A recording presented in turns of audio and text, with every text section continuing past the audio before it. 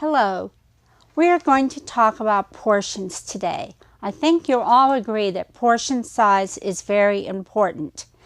If you went out to eat, I think we would agree also that our portions are a lot larger than we normally have at home. So we're going to look to see what is actually a portion size. What we want to look at, this is what you might be served, and you think, oh, that's wonderful, I got a lot of food. But you have to realize the more food you eat, it's going to end up in weight gain.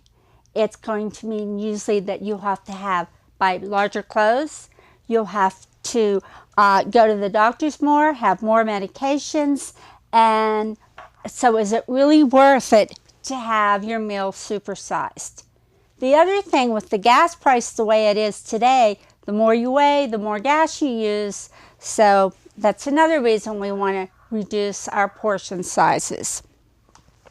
So this portion has 1,345 calories and 53 grams of fat.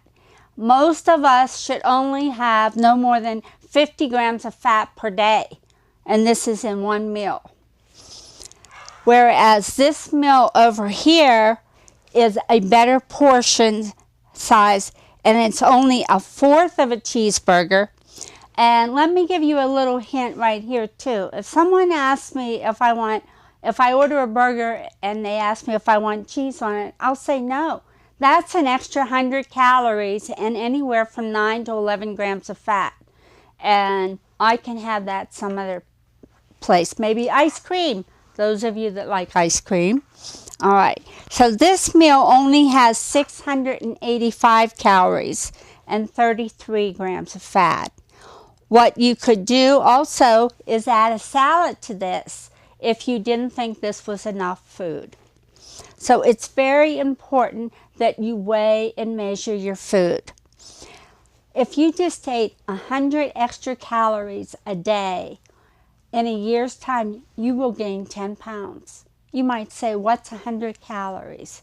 Well, it's going to be 10 pounds on you at the end of the year. And do you really want that? I have some items here that will help us portion and measure our food.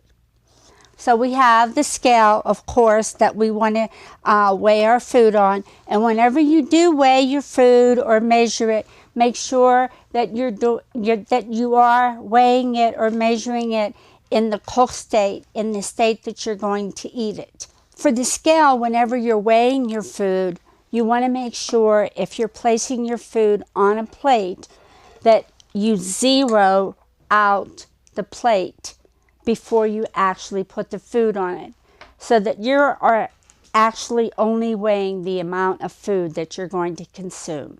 For instance, would a baked potato weigh more or less after it's cooked?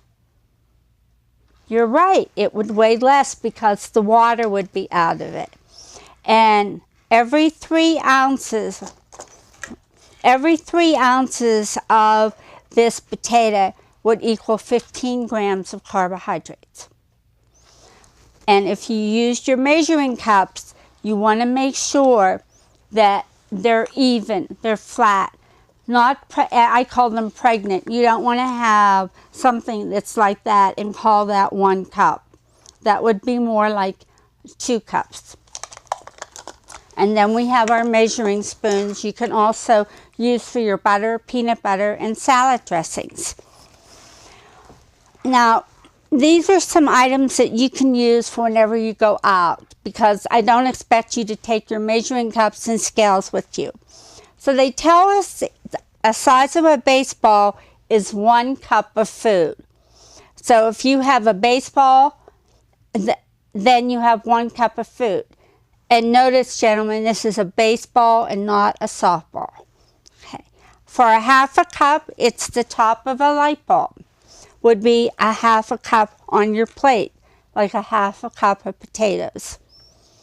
Now, this is going to be something I'm sure a lot of you aren't going to be happy about, but this egg is a third of a cup, and that equals 1 serving of pasta or rice. And I'm sure this is all of you ever eat whenever you go out to eat. So therefore, you would look at your plate and say, how many eggs do I have on my plate? And each egg would equal a serving. Again, we have a tennis ball, which would be the size of an apple.